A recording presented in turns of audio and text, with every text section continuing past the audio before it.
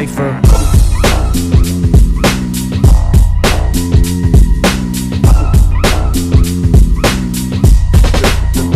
Cypher. Welcome to Cypher's Specialty Coffee TV. We're doing something really cool this time. We have a special episode that we're filming out of Bolivia. And we're going to be visiting various farms with the Los Rodriguez families in Bolivia, our partners. It's going to be really cool. You're going to enjoy this episode because the scenery is just magnificent.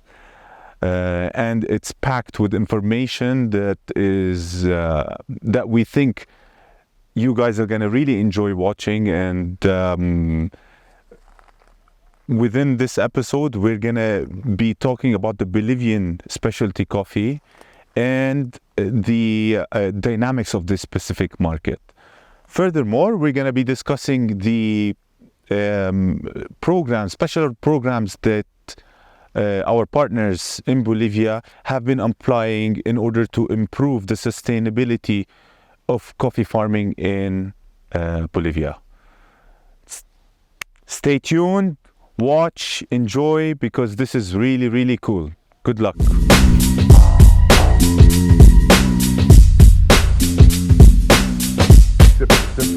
Cypher. How long has it been with the program? So this is a very interesting example. We started with the father, that is Julio Pagui. He has his own farm in the colony of Copacabana. We're now in Villa Rosario. And his daughter, this is his daughter's farm, Brenda. The name of her farm is La Hermosa. So she's second generation, and she as she has seen all the job, the good things that the farm of his father is doing very well now. He has his own farm. So if you see like there is a line, right? Yes. So on the right is Brenda's, and on the left is Emilio's, and Emilio's is the brothers of Julio. Okay. So now it's very nice to see that the brother, the daughter is now... It has passed on to the next generation. And they return from the city to work here. So, but the nice thing about this is that even the know-how is being passed across, you know, like this is how it happens from one generation to the other. And thanks to the program, They see this a is future happening. They see a future in coffee. So basically, just give us a brief summary of the program. Like, what's the objective of Sol de Mañana? So the Sol de la Mañana was founded in 2013. Is when we started with Finca Los Rodriguez, and as we have seen that these producers, they didn't know how to manage a farm. So it's when we decided to start with 10 producers and share our knowledge and how to have sustainable farms. Yeah. Sustainable for means good production and at the same time quality is important. So basically the program is teaching them from the beginning. So the first step, the first year is the nursery. How to prepare a good nursery. Because if you do that part right, the coffee trees can produce for the next 20 years. Yes. So nursery is important, and we ask them to continue with the traditional varieties that are Caturra Catuai and Tuba Catuai and Típica, that they have always been dealing and working. They're accustomed to it. They know how to deal with it. Yes. So we don't ask new varieties. Yeah. So they pick those seeds from the year-old plantations. They prepare the first year nursery. They didn't know how to do a nursery. It was amazing. And they have been producers over 20 years. So the next step is teaching them how to prepare the land and to make them understand that they have to know how many trees they have per hectare, making in lines, the distance, and also make them understand that having a coffee farm is like having and managing a business. Yes. The economics of it is important. So we also have to teach them how to manage the investments and the costs and work. Because this adds to the sustainability. Because if you're not economically viable, you will not be sustainable as well. So it's Yes, and that's very important if they want to produce coffee. 100%, 100%. And I can see that the land is a bit dry. The soil is dry here.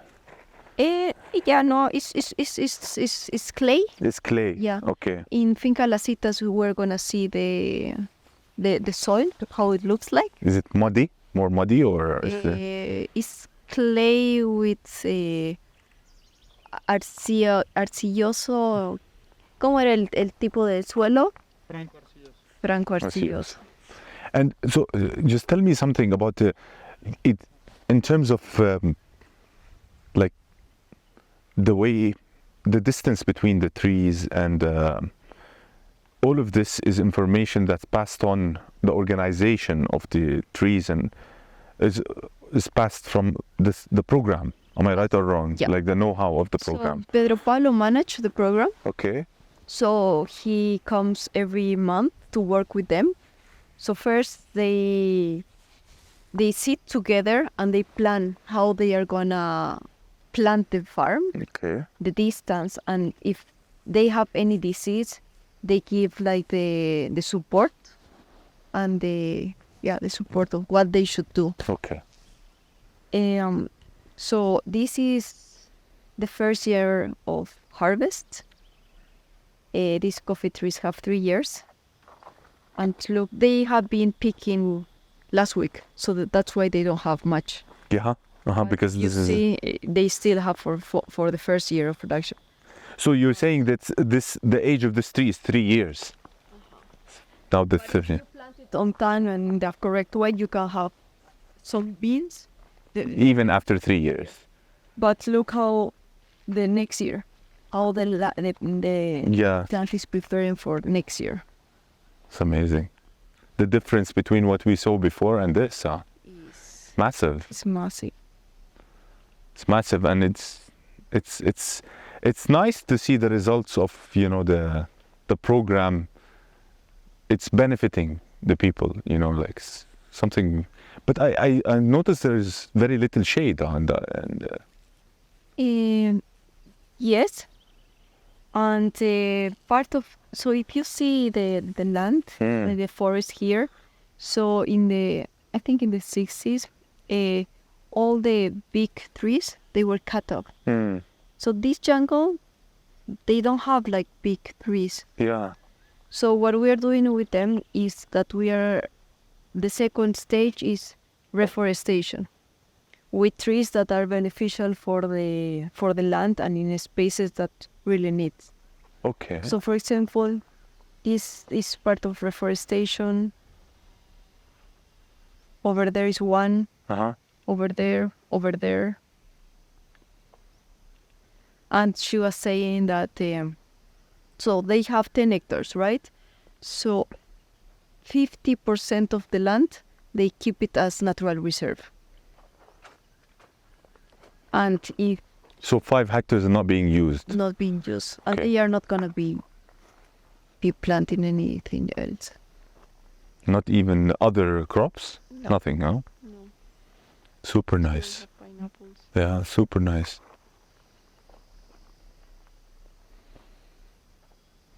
So now, and it's nice how they work, because today they are picking the cherries in Julio's, the father's farm. So all the family goes there, pick the... They don't use pickers. They don't hire they pickers. hire. They hire. But the parents, the father, hire the pickers, so they move the pickers to... Different locations. different Well, locations. so nice. So nice. So we visit this farm 4 days ago, Mm. and all the family were here picking the... Super nice.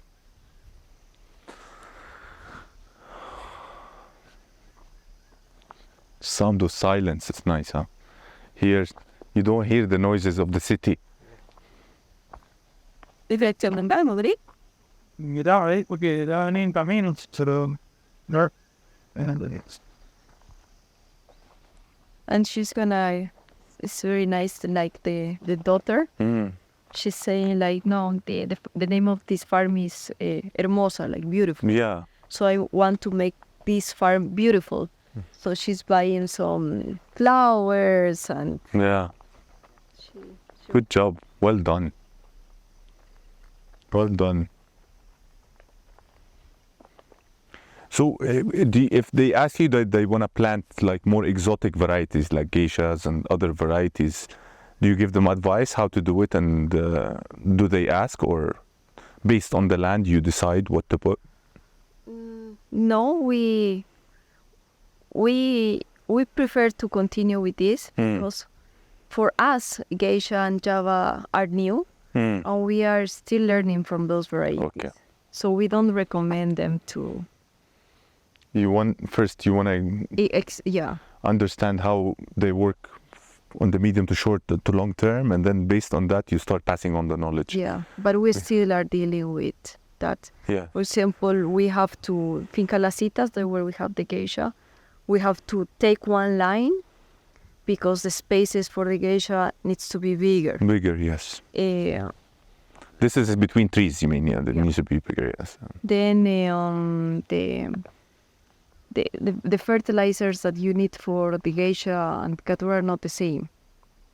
The production of a geisha and a caturra, the geisha is very inconsistent and your low yields. So that makes sense. Caturra is a nice variety, has good cap, the productivity is good. Fights insects good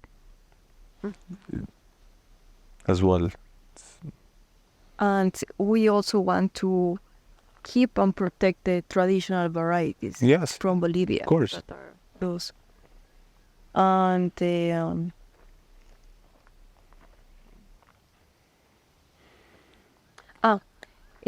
so with Sol de la Mañana, from 1 hectare, they can get at least over 25 to 30 bags. Versus You have to remember. You didn't say it fast. You have to say it fast. No, it's 10 bags, you said. 10. Each 10.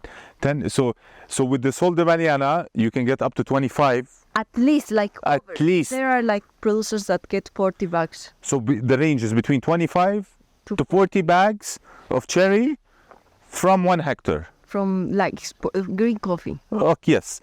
And then if you've noticed others that don't use this favorable practices, they just get 10 bags maximum out of it.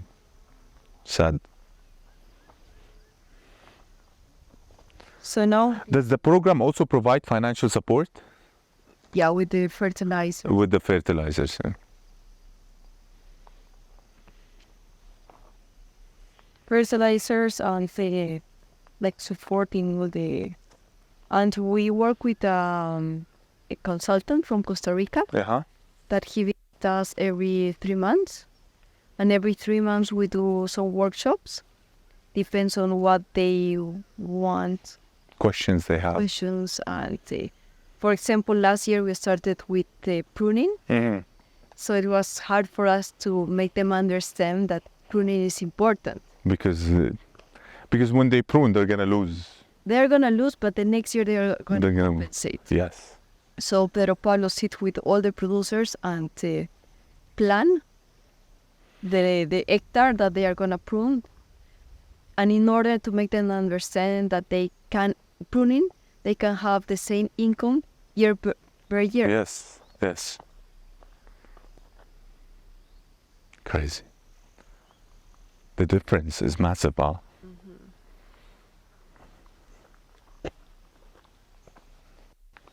And you're gonna see tomorrow in Taipei Playa more of these examples. Yeah. But this land is good. We are super high. Yeah.